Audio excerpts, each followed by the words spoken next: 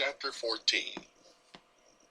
On another occasion he went to eat a meal in the house of one of the leaders of the Pharisees on the Sabbath, and they were closely watching him. And look, a man who had dropsy was in front of him. So in response, Jesus asked those versed in the law and the Pharisees, "Is it lawful to cure on the Sabbath or not?" But they kept silent. With that he took hold of the man, healed him, and sent him away. Then he said to them, "Who of you, if his son or bull falls into a well, will not immediately pull him out on the Sabbath day?" And they were not able to reply to this. He then told the invited men an illustration when he noticed how they were choosing the most prominent places for themselves. He said to them, "When you are invited by someone to a marriage feast, do not recline in the most prominent place. Perhaps someone more distinguished than you may also have been invited. Then the one who invited you both will come and say to you, 'Let this man have your place.' Then you will proceed with shame to take the lowest place. But when you are invited, go and recline in the lowest place, so that when the man who invited you comes, he will say to you, 'Friend, go on up higher.' Then you will have honor in front of all your fellow guests. For everyone who exalts himself will be humbled, and whoever humbles himself will be exalted." Next he said also to the man who had invited him, "When you spread a dinner or an evening meal, do not call your friends, or your brothers, or your relatives, or your rich neighbors.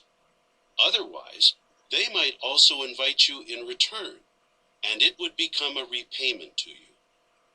But when you spread a feast, invite the poor, the crippled, the lame, the blind, and you will be happy, because they have nothing with which to repay you. For you will be repaid in the resurrection of the righteous ones." On hearing these things, one of the fellow guests said to him, "Happy is the one who dines in the kingdom of God."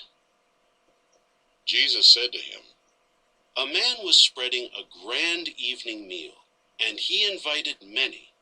He sent his slave out at the hour of the evening meal to say to the invited ones, 'Come, because everything is now ready.' But they all alike began to make excuses. The first said to him, 'I bought a field and need to go out and see it. I ask you, have me excused.' And another said, 'I bought 5 yoke of cattle and am going to examine them. I ask you, have me excused.' Still another said, 'I just got married, and for this reason I cannot come.' So the slave came and reported these things to his master. Then the master of the house became angry and said to his slave, 'Go out quickly to the main streets and the alleys of the city, and bring in here the poor and crippled and blind and lame.' In time the slave said, 'Master, what you ordered has been done, and still there is room.' So the master said to the slave, 'Go out to the roads and the lanes, and compel them to come in, so that my house may be filled. For I say to you, none of those men who were invited will taste my evening meal.'" Now large crowds were traveling with him, and he turned and said to them, "If anyone comes to me and does not hate his father and mother, and wife and children, and brothers and sisters, yes, and even his own life, he cannot be my disciple. Whoever does not carry his torture stake and come after me cannot be my disciple. For example, who of you wanting to build a tower does not first sit down and calculate the expense to see if he has enough to complete it? Otherwise, he might lay its foundation, but not be able to finish it. and all the onlookers would start to ridicule him, saying, "This man started to build, but was not able to finish." Or what king marching out against another king in war does not first sit down and take counsel whether he is able with 10,000 troops to stand up to the one who comes against him with 20,000? If in fact he cannot do so, then while that one is yet far away, he sends out a body of ambassadors and sues for peace. In the same way, you may be sure that not one of you who does not say goodbye to all his belongings can be my disciple.